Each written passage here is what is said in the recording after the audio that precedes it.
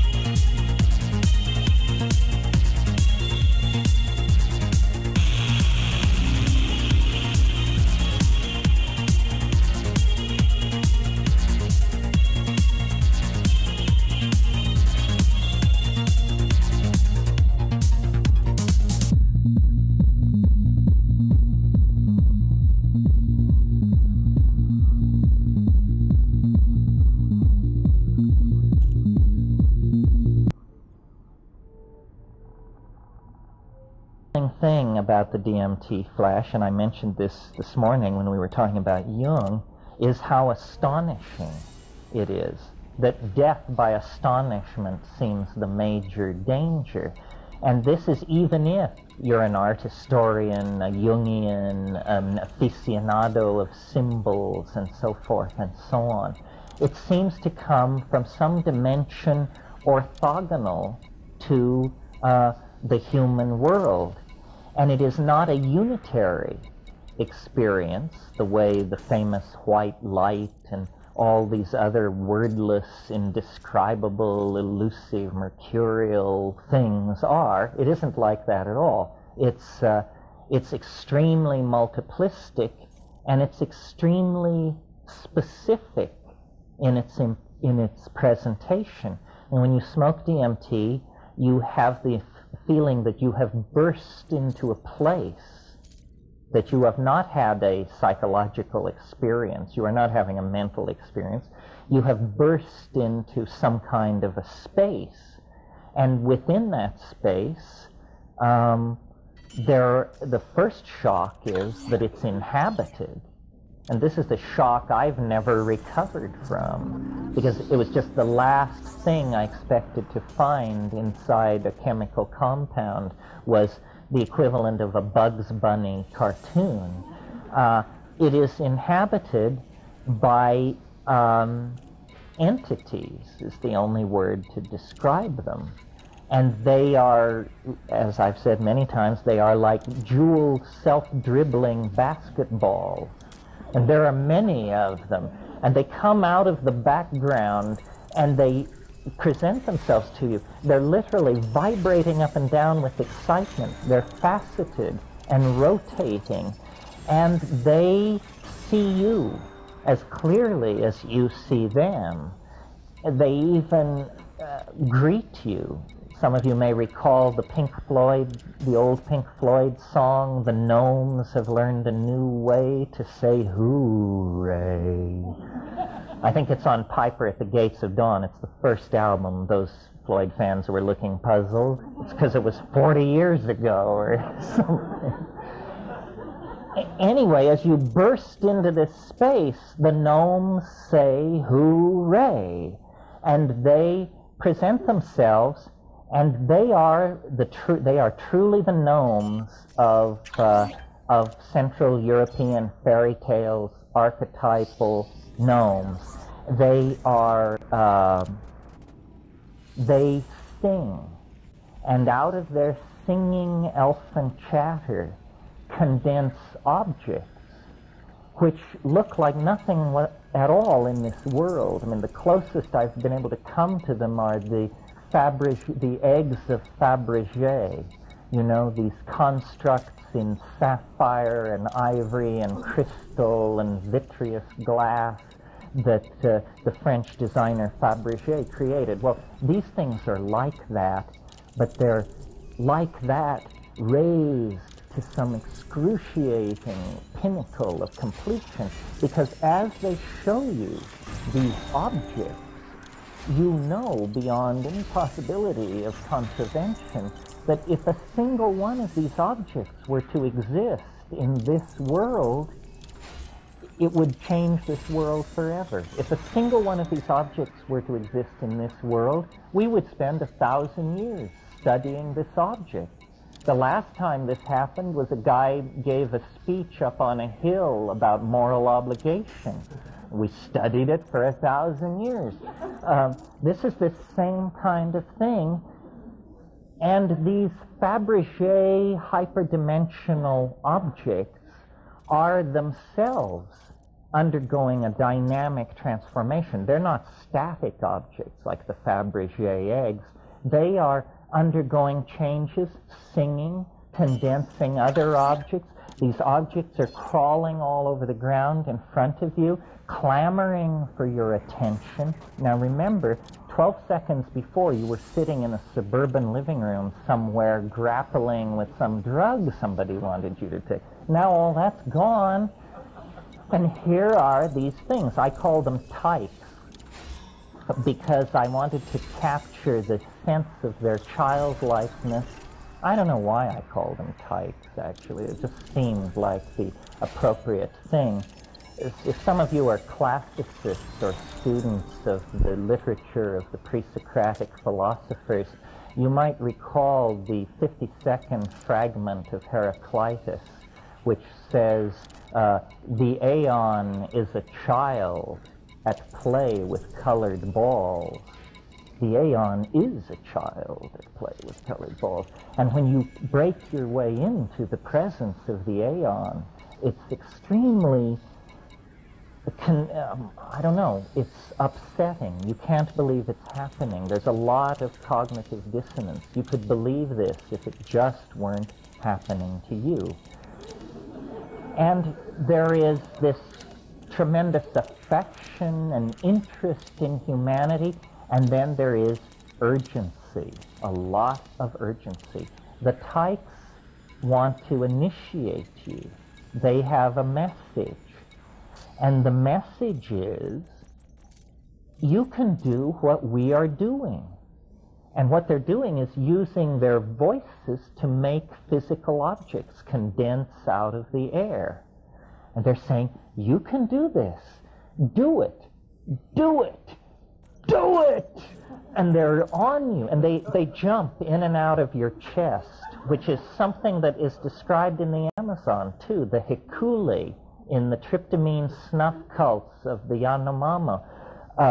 They jump in and out of your chest, and they are saying, do this thing, do it, suspend your belief, and eventually you do it.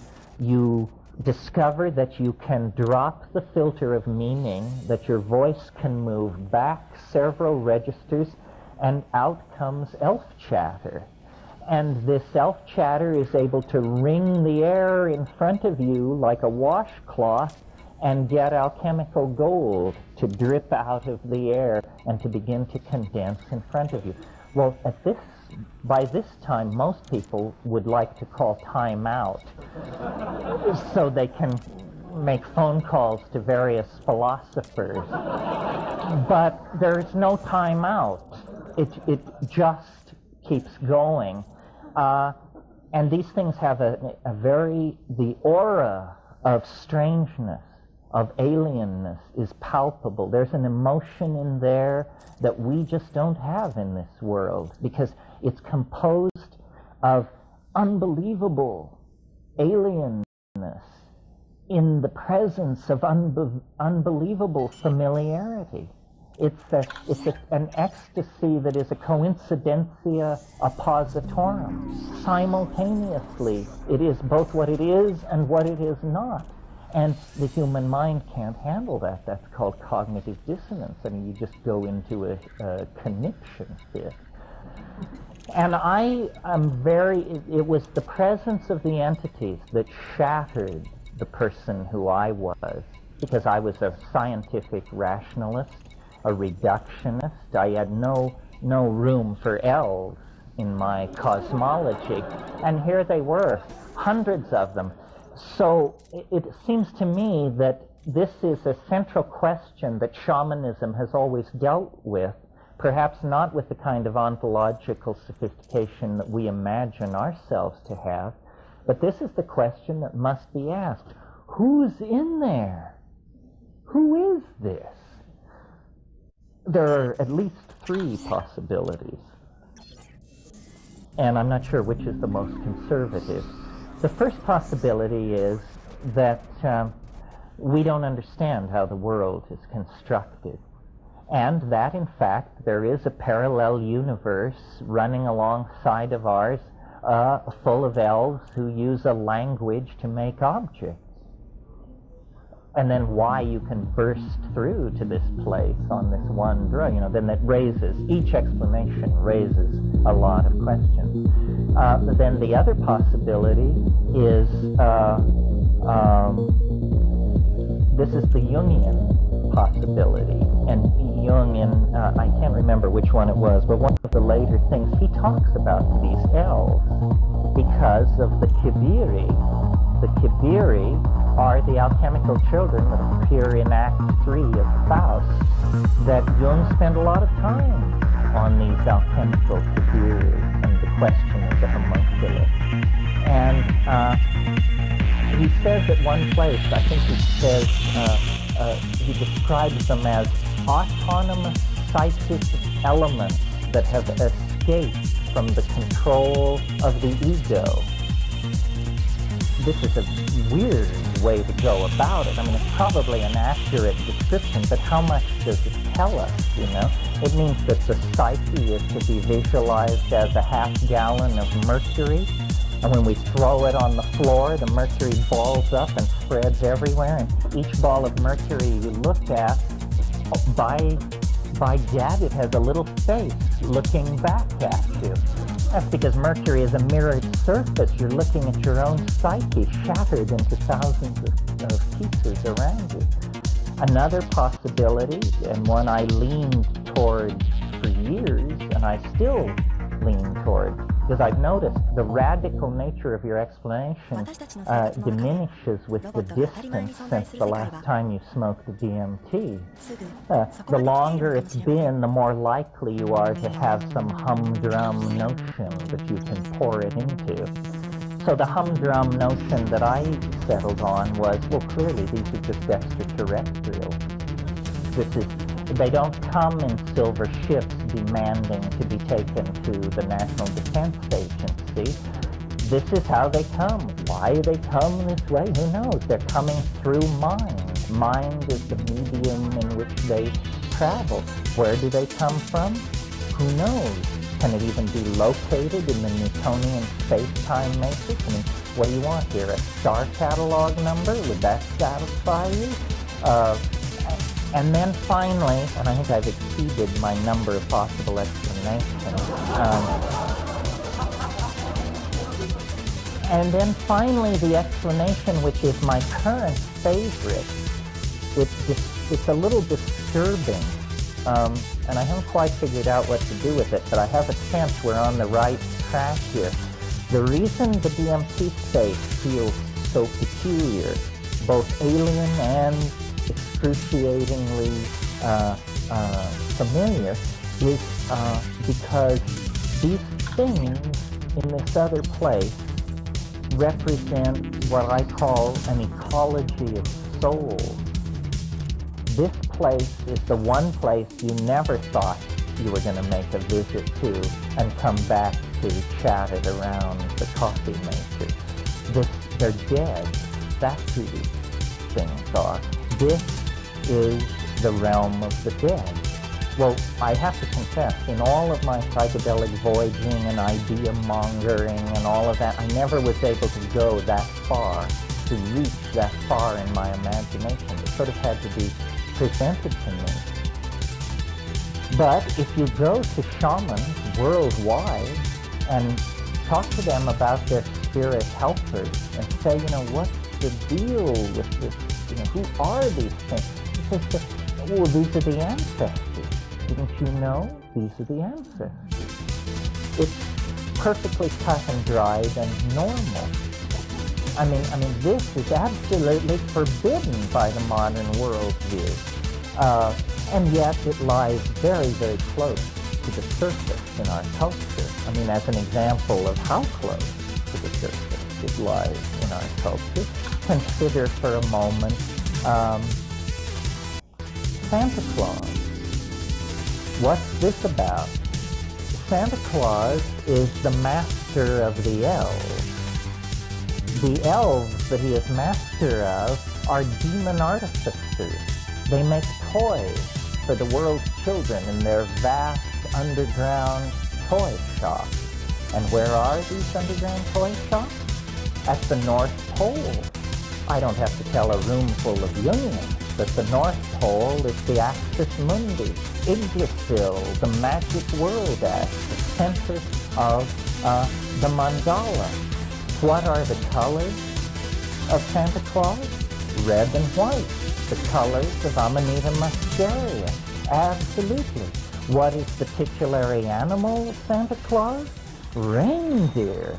Reindeer are very central to the Amanita muscaria cult because reindeer eat the mushroom and then excrete their urine, and this is thought to be a cleaner and easier way to take the mushroom than to take it on the so-called first pass. The second pass is after the reindeer has had it.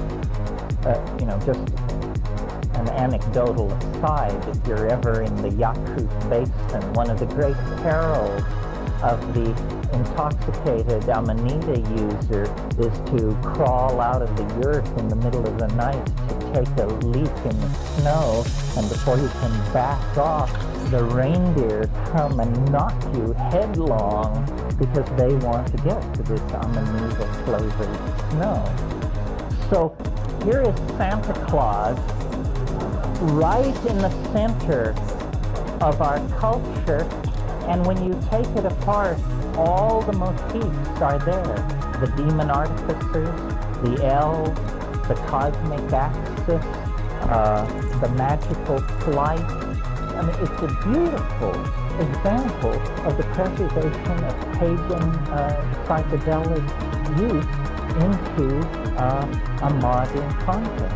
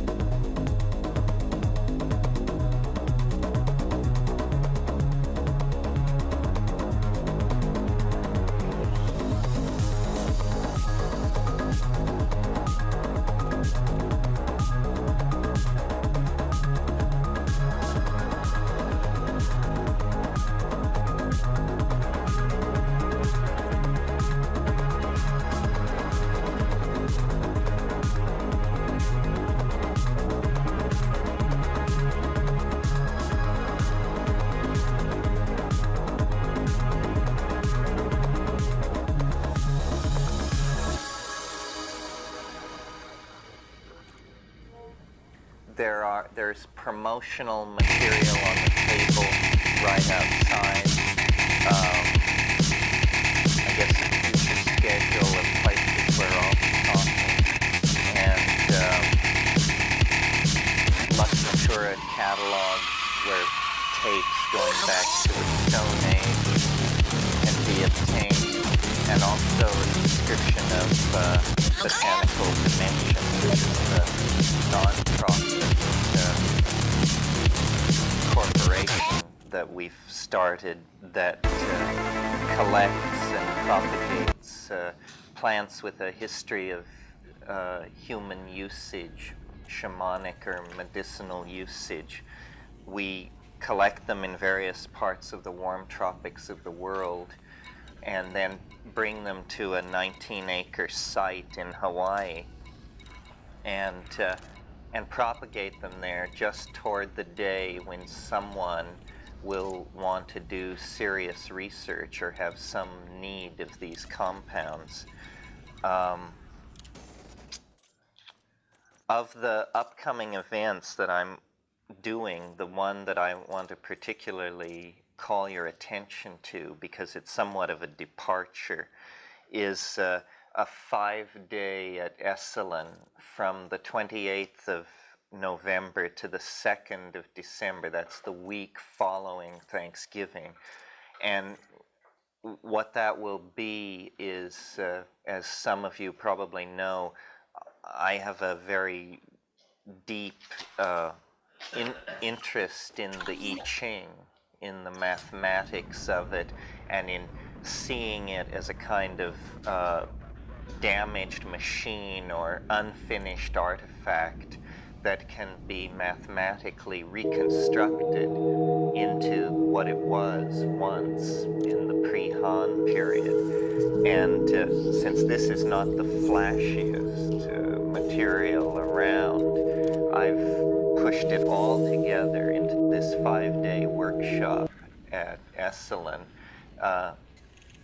with the description in the catalog specifically stating that this is what it will be, so that I feel free to assign homework, check papers, give snap quizzes, and hold people accountable for actually being able to reconstruct the dynamics of my ideas about the I Ching. There's a hidden agenda there. I'm over 40 years old, so I want to get this material out there in case an anvil should fall on me. The people who take this workshop will be expected to reconstruct the entire metaphysic, given nothing more than the King Wen sequence. So, and a Mac computer. Well, no, actually, first we'll do it the hard way. Graph paper and a flat surface will be supplied, so will sharpened pencils. So if this is what you've been waiting for all these years, this will be your chance. If this is not what you've been waiting for, stay as far away as you possibly can. Always before, when I proposed this particular one to Esalen, and I knew it had to be a 5-day to get through it, they've said that they didn't think it would fill. And the last time we had so many people at Esalen that Nancy Lunny, the programming director, said, I think in order to keep the group smaller, this is the time for the I Ching theory.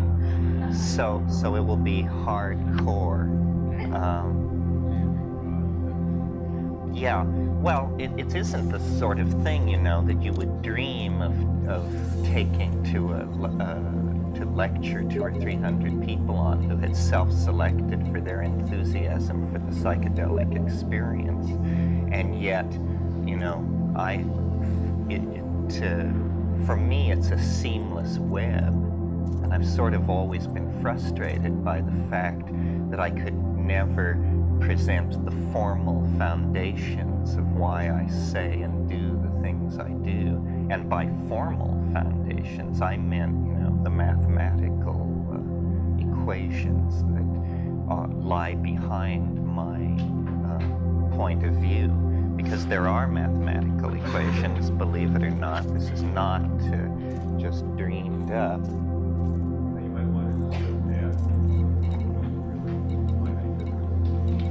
So, you know, you don't need an advanced degree in mathematics to be able to work through. Oh, no, you don't. That's a good point. You don't need to be a mathematician, but what you need to be is a careful thinker, unfrightened by simple line graphs, counting, you know, the formal stuff of life, graphs, counting, and numbers. Okay, well, I think probably we're all in place now. This is a one-day workshop called The Vertigo at the Edge of History. I hope I got it right. And the way I conceive of it is 2 3-hour meetings. Roughly the first half of each meeting, I will deliver a meandering diatribe of some sort, and the second half of each meeting will be a dialogue. And I had originally, and we can work this out among ourselves, I had originally assumed that we would go from 10 to 1 and then take a 2-hour lunch break